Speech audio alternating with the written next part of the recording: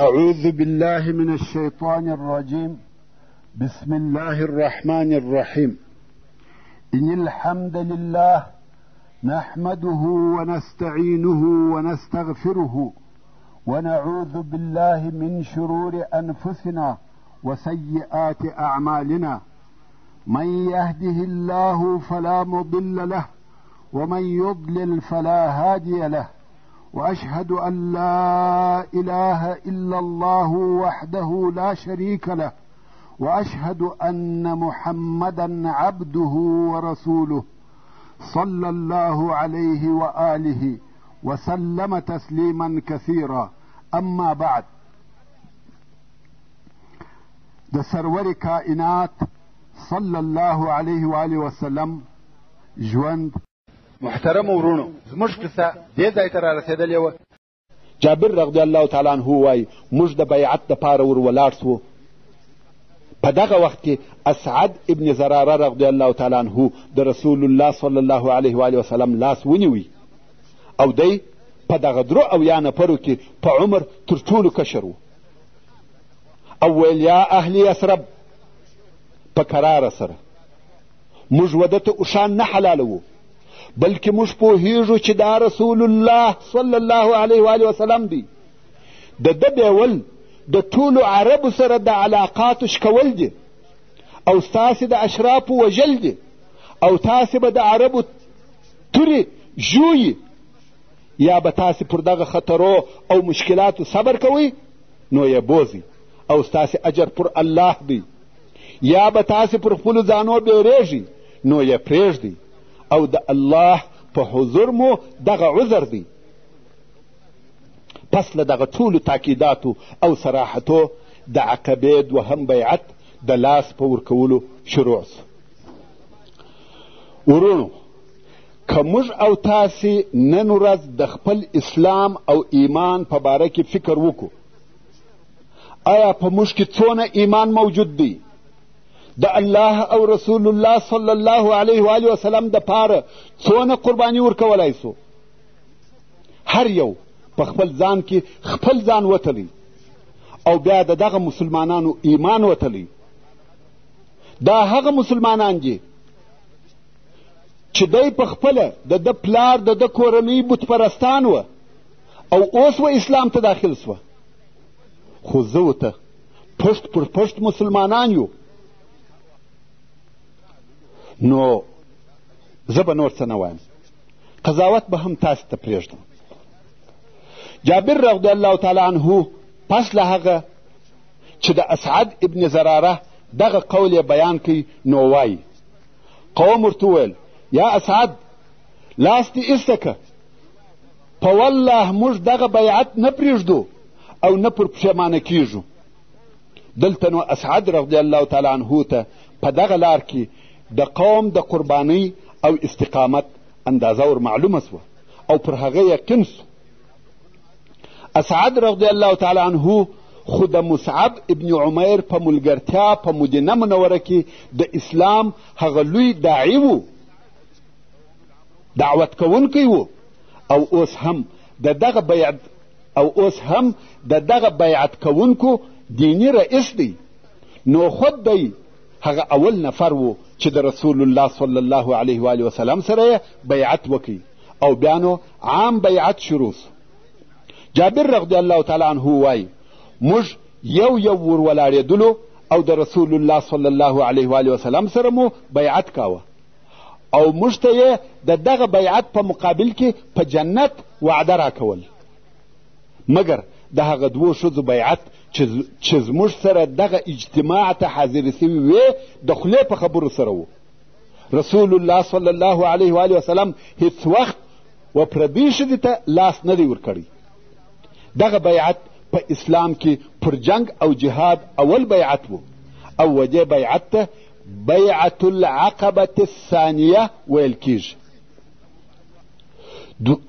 پس له هغه څخه چې بیعت پای ته ورسېدی، رسول الله صلی الله علیه و آله وسلم د دوی څخه وغوښته چې د خپل مابین څخه 12 نفره مشران وټاکي چې هغه به پر خپل قوم نقیبان وي، یعنی د خپل قوم د طرفه د دغه بیعت د بندو یا مادو د عملي کولو مسؤله دوی دي.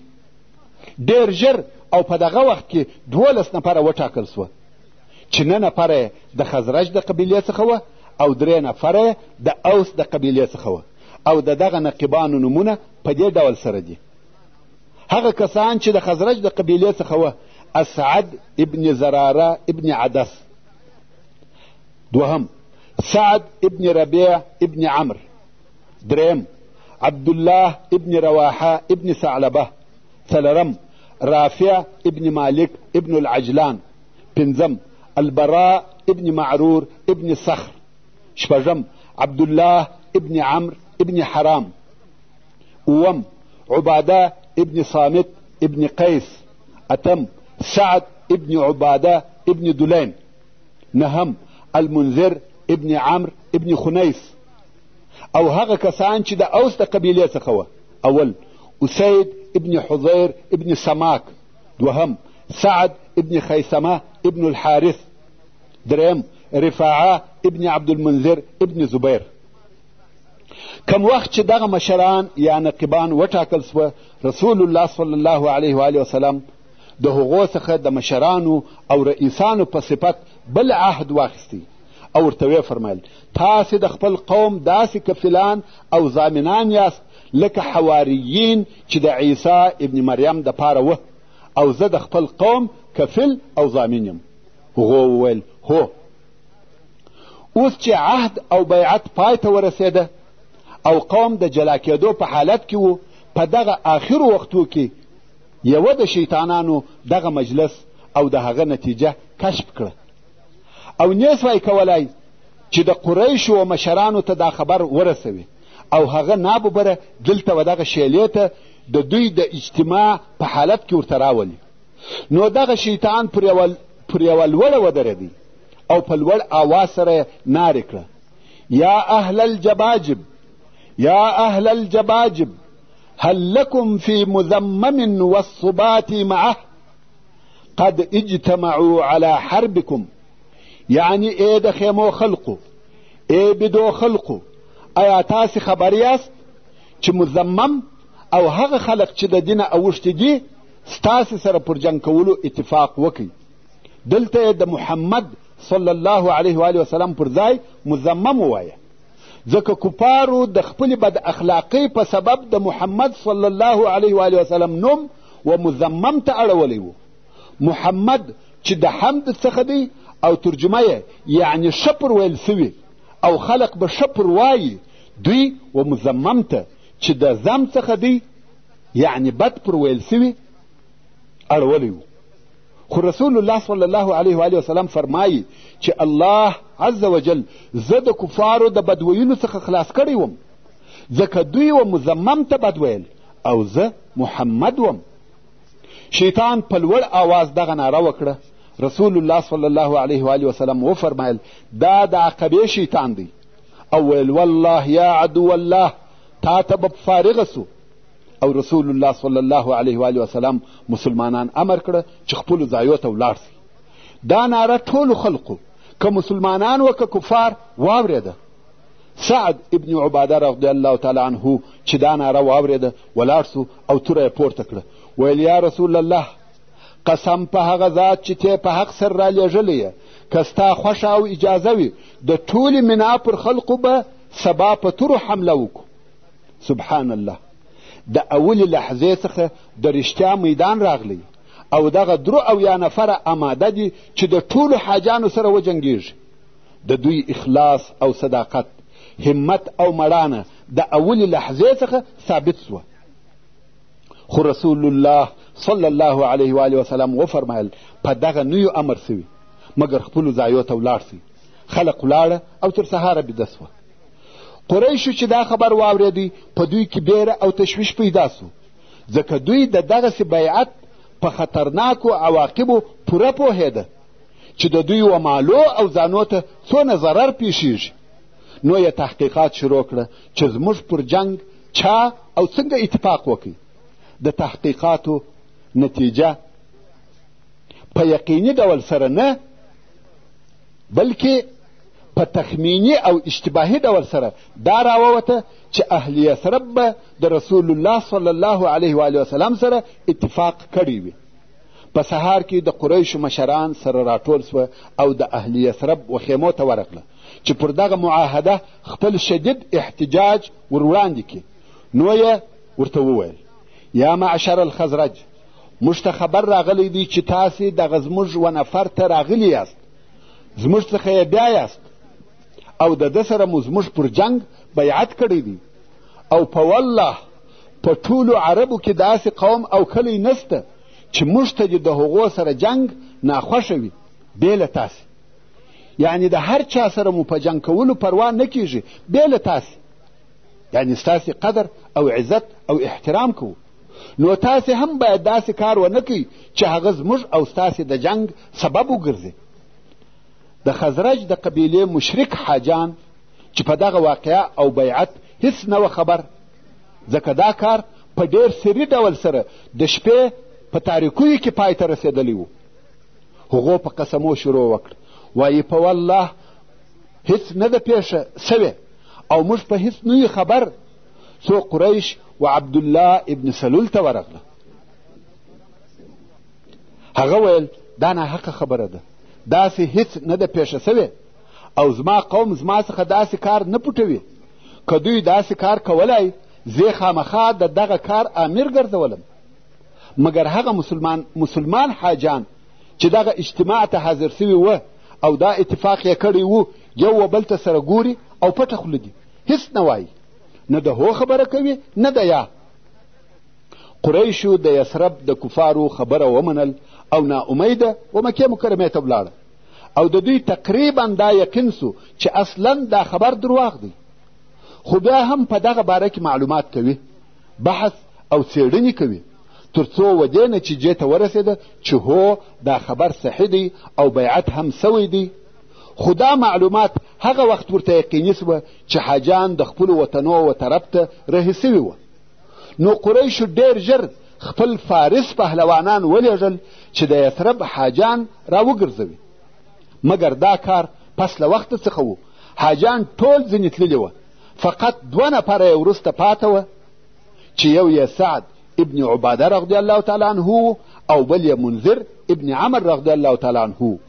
قریشو د هغو د نیولو کوشش وکړي، مګر منذر بیا هم ځینې ولاړی او سعد رضی الله تعالی عنه یې ونیوی، لاسونه یې په غاړه کې ور وتړل، په وهلو او کشولو یې مکې مکرمې ته راوستی. دلته یې وهي او دغه پوښتنې ځینې کوي چې تاسې د محمد سره اتفاق وکړئ. سعد رضی الله تعالی عنه انکار کوي.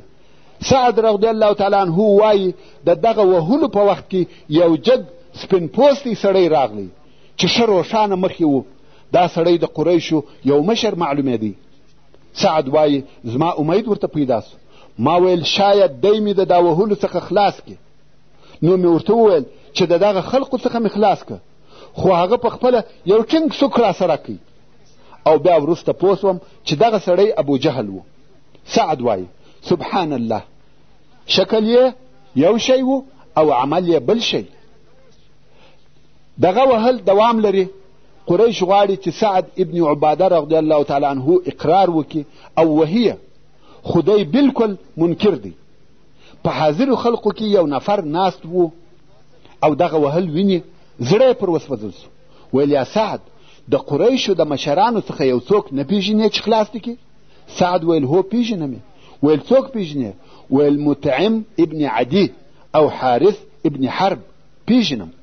اصلا د دغو 2 نفرو تجارتي قافلې د سعد ابن عباده رضی الله تعالی عنه په جوار د مدینې منورې په منطقه کې تېرېدې. دغه سړی د باندې ووتی، نارې کړه، ویل یا مطعم ابن عدي، یا حارث ابن حرب، یو سړی چې د باندې څخه د مکې دی وهل کیږي او تر وهلو لاندې ستاسې په نامه سره نارې وهي.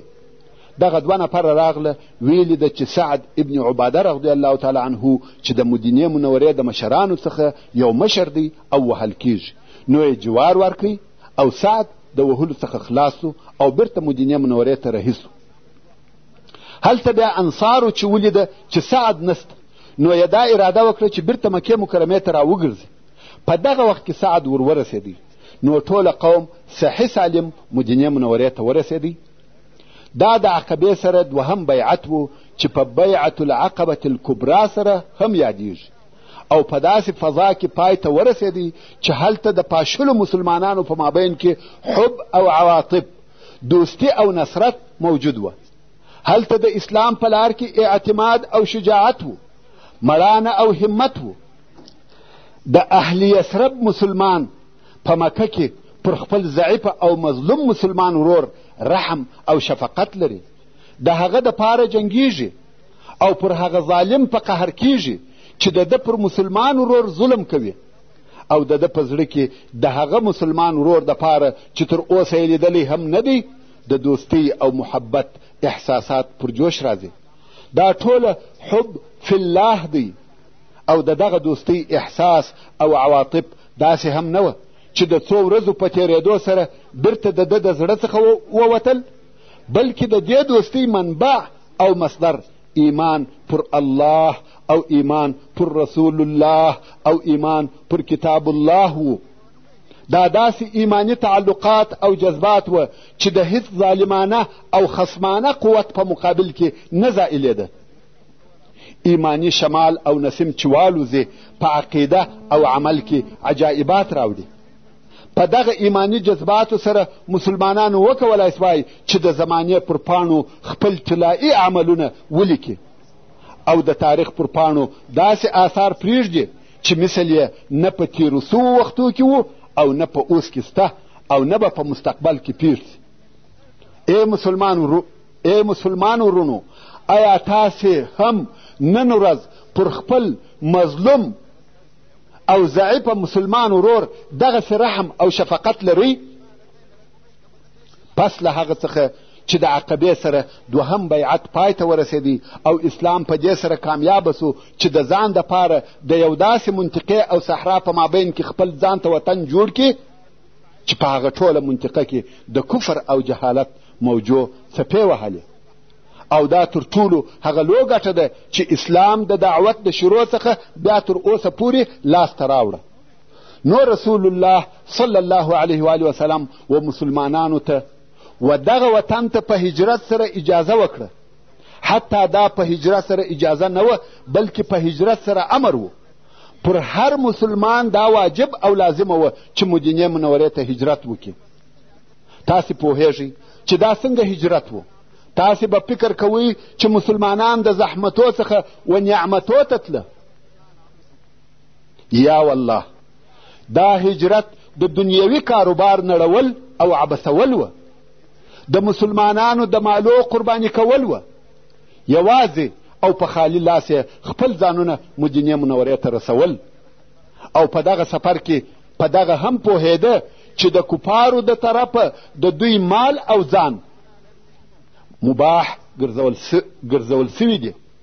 وصلى الله تعالى على خير خلقه محمد وآله وأصحابه وأهل بيته أجمعين. والسلام عليكم ورحمة الله وبركاته.